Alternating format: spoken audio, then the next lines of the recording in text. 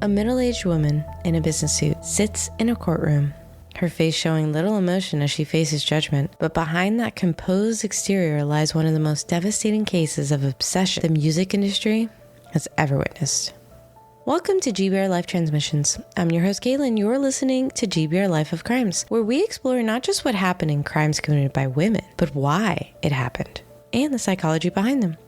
Today we're examining a case that shattered the music world. A story of fandom turned fatal that left millions of mourning their beloved Taíno star. Who was behind this magic tale? Yolanda Saldívar. The year is 1991, and a registered nurse from San Antonio is about to take her first step down a path that would lead to tragedy. But before we dive into how Yolanda Saldívar became the woman who ended Selena's life, we need to understand who she was before the fame entered the picture. Born in 1960 in San Antonio, Texas, Yolanda is the youngest of 8 children from a working-class family. She grew up in what psychologists call a low-visibility environment, where children often struggle to receive individual attention and recognition. Former neighbors and family friends described young Yolanda as someone who would go to extreme lengths to stand out. Although this isn't very odd in a large family dynamic, it was still noticeable. She would volunteer for every school activity, take on additional responsibilities at church, and consistently try to position herself as the helpful one. What's particularly fascinating is how this childhood pattern of excessive helpfulness was not just about being nice, it was a survival strategy. This is called the archetypal people-pleasing behavior, where a child learns that their worth is directly tied to their usefulness to others. By age 12, Yolanda had developed what her former teachers describe as an intense dedication to whoever caught her interest. One teacher recalled how she would spend hours organizing and reorganizing the classroom library, not because she was asked to, but because it gave her a sense of control and importance. This behavior is what child psychologists call compensatory control, where children who feel powerless in their home environment seek to control their surroundings in other ways. And as she grew up and entered the high school years, she began to present with even more red flags. Because while she did maintain good grades, Yolanda struggled with peer relationships. Classmates from Jefferson High School remember her as someone who would attach herself completely to one friend or another friend at a time, becoming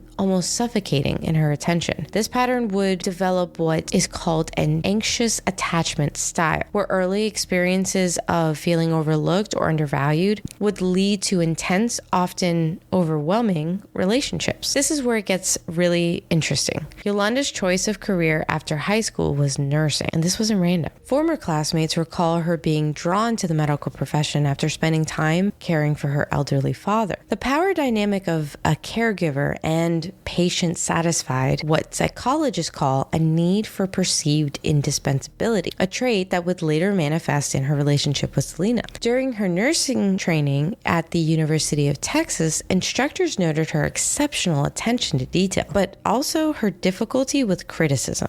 One nursing supervisor described how Yolanda would become very distressed when her work was questioned, often responding with what she called excessive justification, providing elaborate explanations for even minor decisions. This behavior is what experts recognize as the early signs of narcissistic vulnerability, where criticism is experienced as a profound threat to self-worth. Yolanda eventually graduates and begins working as a nurse. One of her employees was St. Luke's Lutheran Hospital, and it was there that her colleagues noticed another pattern. Yolanda would often take extra shifts. She would cover for other nurses and volunteer for the most difficult cases. While this might seem admirable on the surface, psychologists recognize this as compulsive caregiving, a behavior where somebody's entire identity becomes wrapped up in being needed by others. This doesn't seem concerning when you see it in person per se, but when you add in a few of the other patterns from her childhood, it's easy to see where this could be a sign of issues to come. Regardless, at this point, and by all external measures, she's successful, supervising other nurses, handling complex patient cases, building a reputation for reliability. But former colleagues from this period describe something fascinating. Yolanda seemed increasingly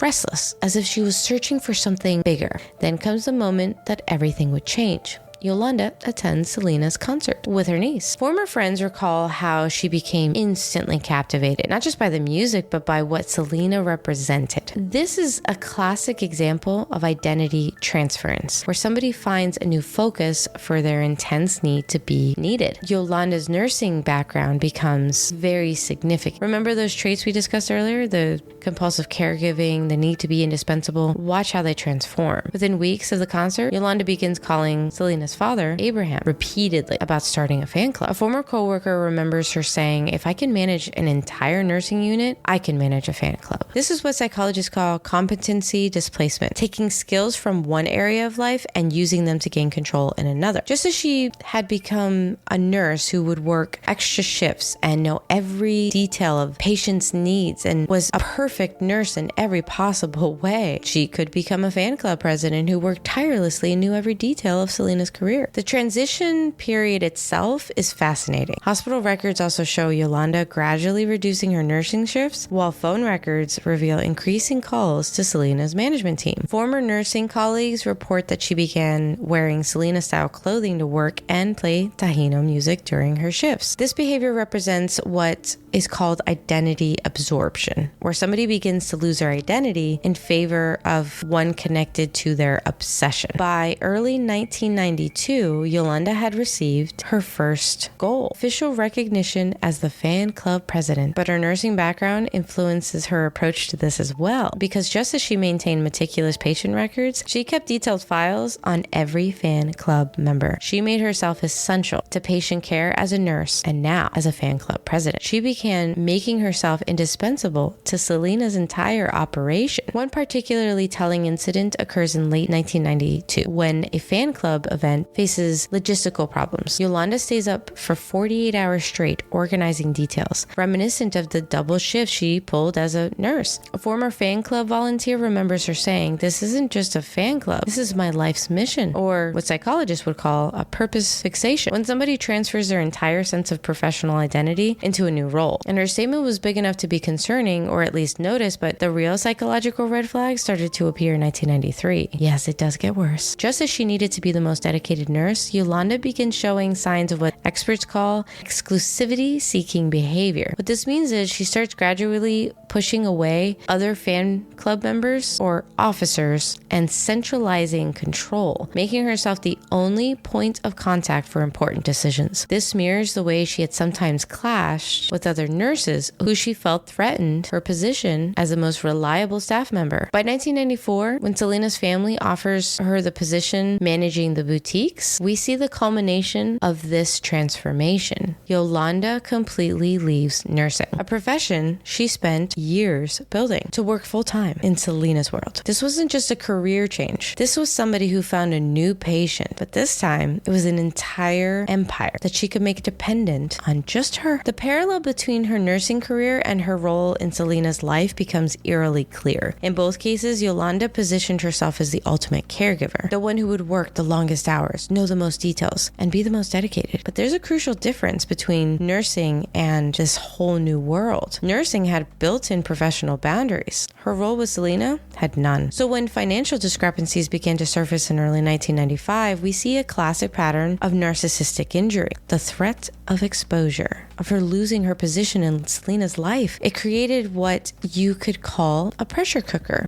The embezzlement wasn't just about money. It was about maintaining the fantasy of importance that she had constructed. The digital paper trail of this period shows a woman unraveling. Phone records reveal increasing paranoia. Business documents show desperate attempts to cover financial tracks, and former employees report erratic behavior and mood swings. And these are all part of what's called defensive decom. These are all hallmarks of what psychologists call defensive decompensation, when someone's psychological defenses begin to crack under pressure. And for Yolanda, the pressure becomes too much on March 31st, 1995.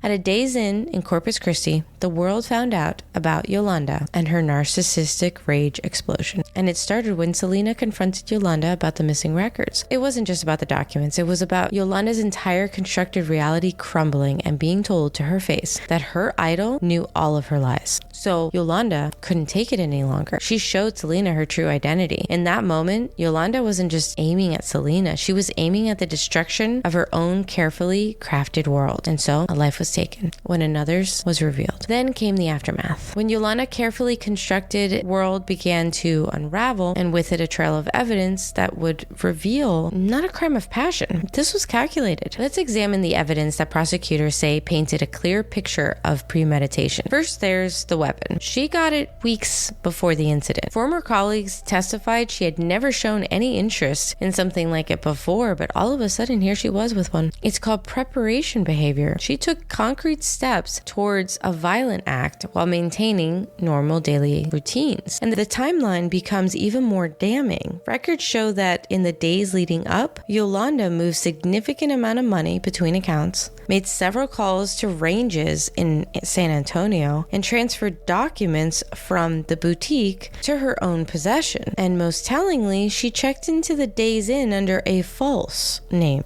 This level of preparation is absolutely planning, and it's a direct contradiction to Yolanda's claim of an accident. And then there's the physical evidence from the scene. The position of the wound at close range and the way that Yolanda cornered Selena in the motel room contradict her story of an accident. Crime scene analysts noted that the position of the furniture and evidence of a struggle suggested what they call controlled confrontation, where the perpetrator deliberately creates a situation where the victim has limited escape options. But perhaps most revealing was Yolanda's behavior immediately after it happened. Phone records show she didn't call 911 immediately. Instead, she engaged in what criminologists call evidence confusion behavior, actions designed to blur the timeline and create doubt. She made several calls to Selena's family claiming different versions of events while Selena was bleeding out in the parking lot. We all know what happened to Selena that day, and it was incredibly sad because Yolanda was someone she trusted. A nurse is someone you should be able to trust, someone who loves you in the way that Yolanda claimed to love Selena, and this is who harmed her. It was a sad day. During the trial, prosecutors presented a devastating sequence of events that showed clear consciousness of guilt. She followed Selena to her car after shooting her, returned to her room to grab her belongings. She made multiple calls spreading different stories and engaged in a 9-hour standoff with police, all while changing her story multiple times. The trial itself became a bit of a study of narrative manipulation because over 12 days of testimony, Yolanda's story evolved from "I wasn't there" to "it was an accident" or "it went off by itself" and "I didn't mean to hurt her." Dr. Mitchell explains that this is classic responsibility deflection syndrome, where somebody creates increasingly complex narratives to avoid confronting their own actions, but the evidence told a different story. Ballistic experts testified that the weapon required deliberate pressure to fire. Hotel staff testified about hearing an argument before it happened. And most damaging, multiple witnesses described Yolanda's calm demeanor immediately after. This is what's called post-event composure, often seen in premeditated acts. The jury wasn't convinced by Yolanda's constantly shifting narrative. So when the guilty verdict came down, Yolanda maintained her story of an accident, but she had nobody on her side to prove it was the case. The jury wasn't convinced by Yolanda's consistently shifting narrative. When the guilty verdict came down, Yolanda maintained her story of an accident, a perfect example of cognitive dissonance. But the evidence had painted a clear picture. This wasn't a moment of passion or an accident. It was calculated, a calculation of an obsession that turned into a deadly territory. And today, Yolanda Saldívar remains in Mountain View Unit in Gatesville, Texas, still maintaining her innocence. But her case has become a landmark study because of her obsession.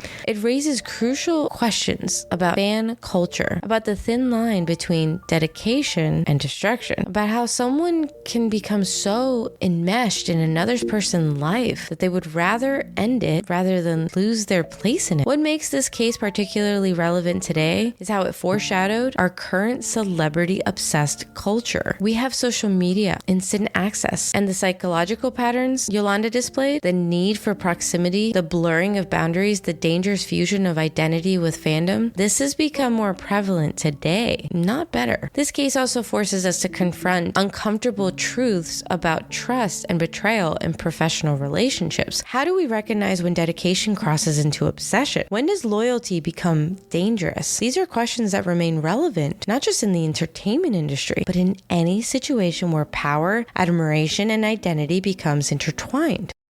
What do you think? This has been GBRLIFE of Crimes, part of GBRLIFE Transmissions. I'm Caitlin, reminding you that understanding the darkness helps us appreciate the light. Join us next time as we explore another case that challenges our understanding of the criminal mind.